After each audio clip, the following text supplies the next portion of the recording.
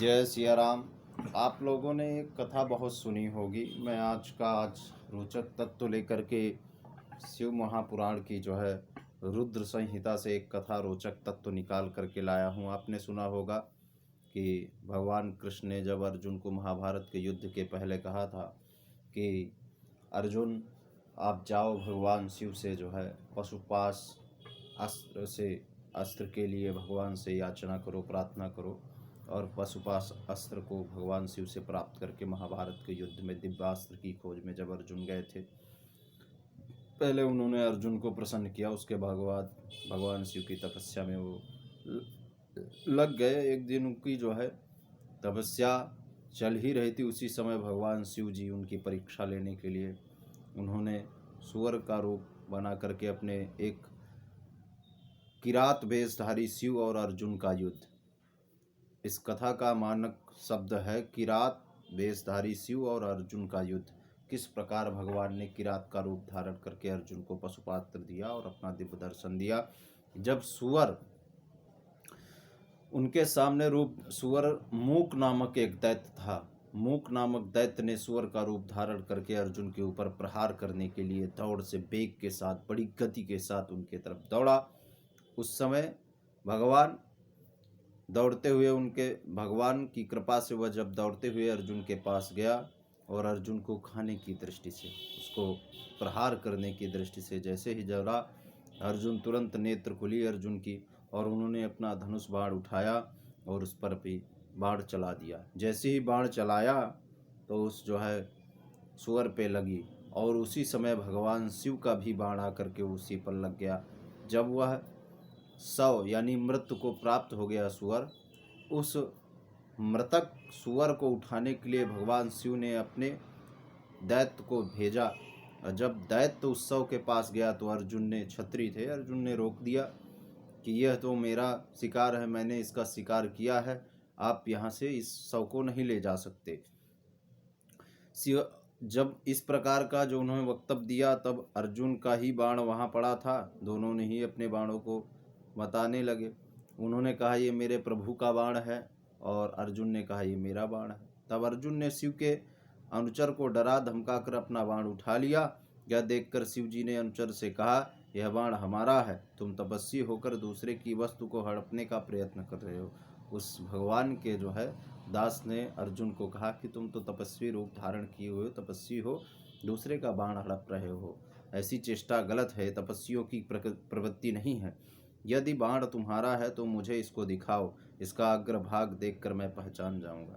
अर्जुन ने कहा ठीक है। जब उस दास ने परीक्षा लेने के लिए अर्जुन से कहा कि तुम अपने बाण का अग्र यानी तीर के आगे का भाग मुझे दिखाओ तो मैं पहचान जाऊंगा मेरे बाण। तो अर्जुन ने कहा ठीक है, मेरे बाण की नोक के पास मेरा नाम लिखा है। उसने ऐसा चमत्कारी जवाब दिया। उन्होंने कहा मेरी बाण के सामने मेरा नाम लिखा, तुझे क्या दिखाऊं, तेरे तो स्वामी को ही दिखाऊंगा, तुझमें मैं झगड़ा नहीं करना चाहता, जा अपने स्वामी को भेज। अर्जुन ने कहा मैं तुमसे वक्तव्य नहीं करना चाहता, जाओ तुम अपने स्वामी को भेजो, मैं उनसे ही बात करना चाहता हूँ, तुमसे विवाद नहीं करना चाहता। अनुचर के मुंह में अर्जुन की बात सुनकर किरात वेशधारी शिव सेना लेकर अर्जुन से युद्ध करने आ गए। जैसे उन्होंने ऐसे कहा तो भगवान शिव किरात का रूप धारण करके, बहेलिए का रूप धारण करके अपनी सेना को लेकर के अर्जुन से युद्ध करने आए।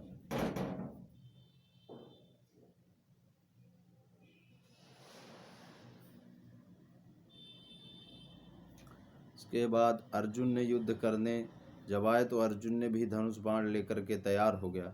शिवजी ने अर्जुन को संदेश भिजवाया कि तपस्वी क्यों एक बाण के लिए दूसरे युद्ध के लिए तुम तुले हो, तपस्वी को यह बात शोभा नहीं देती, अतः तुम चले जाओ। अर्जुन ने संदेशवाहक से कहा, उस भील राजा किरात से कहा कि दो कि मैं यदि ऐसा करूंगा तो मेरा कुल कलंकित हो जाएगा, अतः मैं युद्ध अवश्य करूंगा। हम कभी किसी योद्धा से डरने वाले नहीं हैं। शिव जी ने जब यह सुना तो अर्जुन के पास गए और अर्जुन ने शिव का स्मरण करके भयंकर युद्ध आरंभ किया। किरात ने अपने पैने बाणों से अर्जुन पर प्रहार किया। अर्जुन ने प्रहारों से किरात की सेना भगाने लगे। अर्जुन ने बाणों भारी बाणों से शिव जी पर प्रहार किया और शिव जी ने अर्जुन पर प्रहार किया। दया करना चाहते थे। अर्जुन के बाणों के प्रहार से शिव जी कुछ नहीं बिगाड़ पाए और फिर शंकर जी अर्जुन के बिल्कुल नज़दीक अपने असली रूप के साथ उपस्थित हुए। अर्जुन लज्जित होकर के उनके चरणों पर गिर पड़ा। उन्हें बहुत पछतावा हुआ। मैंने त्रिलोकीनाथ शंकर से युद्ध किया।